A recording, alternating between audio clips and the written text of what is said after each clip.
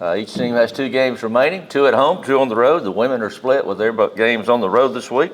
Men, as they have last week, road game on Wednesday and a home game on Saturday. All right, Coach Michelle Clark-Hurd, we'll let Coach Hurd go first. Obviously, they had a couple of games last week at home against Chattanooga, a heartbreaking loss against ETSU. This week, they traveled to Furman for a game Thursday night. They play that game at Hayes Gym on the North Greenville campus since Timmons is still under remodeling. And then they're at home. They are at Wofford on Saturday at 6 p.m. Coach Hurd, come forward. Thank you. Yeah. So last week was a little tough week for us, but really proud of our girls.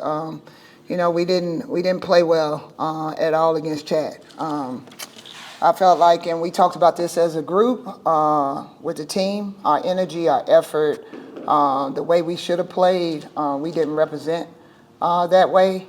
So I felt like really proud of like how we came back, and we just had to sit down and just talk again about what our goals are and what that is, and that's to get better every single day, 1% better. And in that chat game, we discussed that we felt like we didn't, and so we set the bar high enough for them to come out and try to play the best we could the next game. And so, it was a heartbreaker, but the one last shot didn't indicate why we lost the game.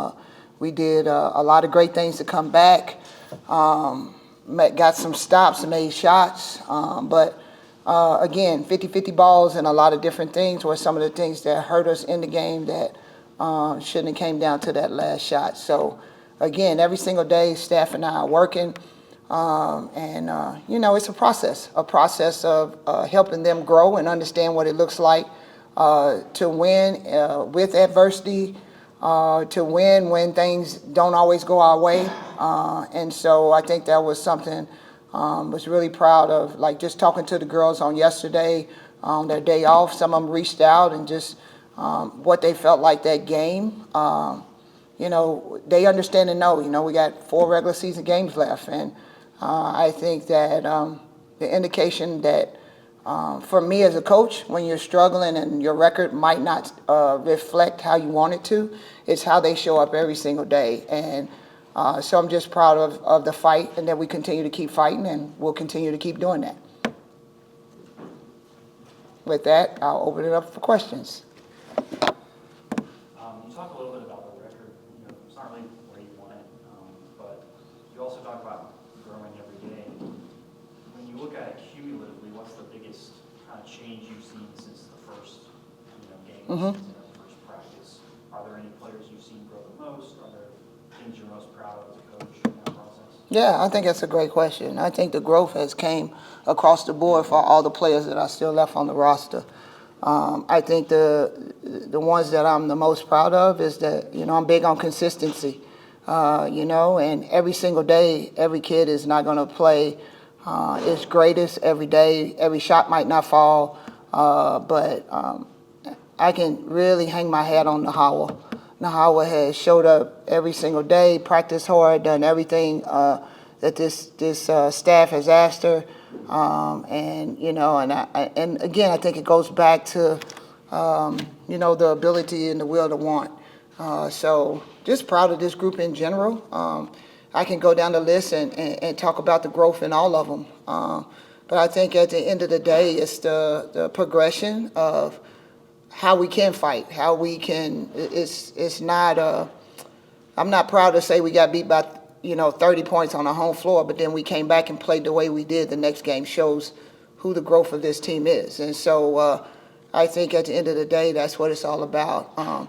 My job as the leader is to make sure that I can get them refocused after every game, whether we win by 30 or whether we don't win or whether we. So that's my job, and I feel like that's something that I've always taken a lot of pride in, and I think that's one of the reasons why finding out individually the players that I can get to help them understand and know that we got one more, and what does that next one look like. Kind of a similar note, you have all that growth. What do you think is the biggest thing you want to change? You don't want to look too much to next year yet, right? But record's not where you want it. So what's the biggest shift you want to make, scheme-wise, skill-wise? Well, I think the biggest thing is we're still in the moment. We got 4 more games and we got a tournament, and so we're looking to get better each and every day. But I think at the end of the day, it's no secret us putting the ball in the hole has not been our biggest strength this year. I mean, we've had some games where we score 70, some games we score 30, some games.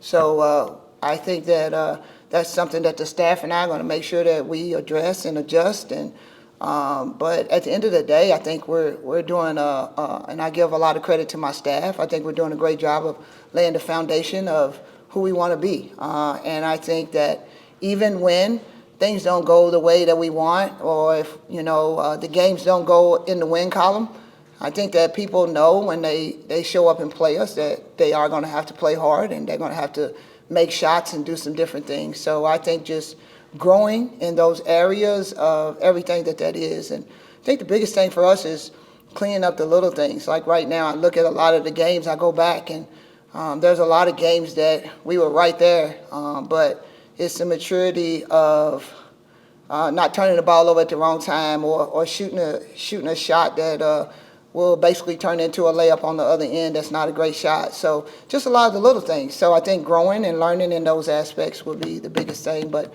finding people that can put the ball in the hole would definitely be what I think we addressed that in our early signing, and then we'll continue to keep doing what we need to do.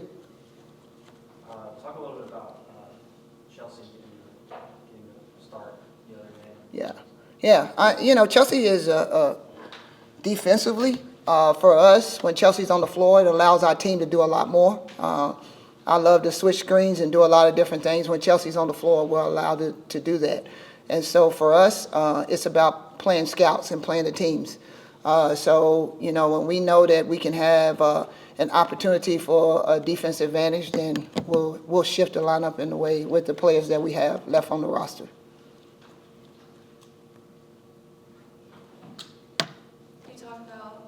Stepping up every single day, but in that game against ETSU, do you think the rest of the team was just a little bit too late to join her and y'all just kind of ran out of time? No, I mean, I think that you look at it, we had 4 people in double figures. So I don't think it was too late in joining. I think that, again, as I said earlier, I think we made some bad turnovers in crucial times. I think we put them at the free throw line too much. They was 19 for 20 from the free throw line. When you do that, then you put yourself in a position where you're struggling. But I was super proud. I talked to Ashley and challenged Ashley. Ashley showed up. Kayla Smith. I mean, when you have 4 players in double figures and, we went to the free throw line, shot high percentage on the free throw line. So there was a lot of great things that we did, and so I wanted to make sure that they understood and know that us as a staff, that we saw that it wasn't just about that last shot that went in and us not getting the win. It was bouncing back and the comeback and how hard we played. I think it was one of the best games that we've played all season. So I think not joining the party late, I think being disciplined, not to put them on the free throw line and to do those things, I think hurt us in crucial moments. I was going to say the same thing. Watching it, it was like watching everything falling into place with this team, and I think the fans saw it too. Everybody was so proud of that group. Mm-hmm. You were talking about you and the staff seeing it. What did you see? Did you see a complete unit out there for the first time in a little bit? It's been games where we've had glimpses of it. I think the biggest thing that I say that is because of the game before here at home, and to flip that switch and to be able to come back out and play that way and just play with no fear and have fun. And I think that was the thing that they were doing the most. And I think sometimes with this generation, it's hard because you want instant success right then and there. And I think that's another reason why I'm continuing to keep saying how proud I am of this group, is because my job is to continue to keep reminding them of all the great things that they have done. And so I think that these things will help us and help this team as we go on. And to see them play that way, it really hurt me that they didn't get the win, because everything I asked them to do, they did. And so now we got to build off of that, and we got to go on the road, and we got to go try to still a game or two on the road.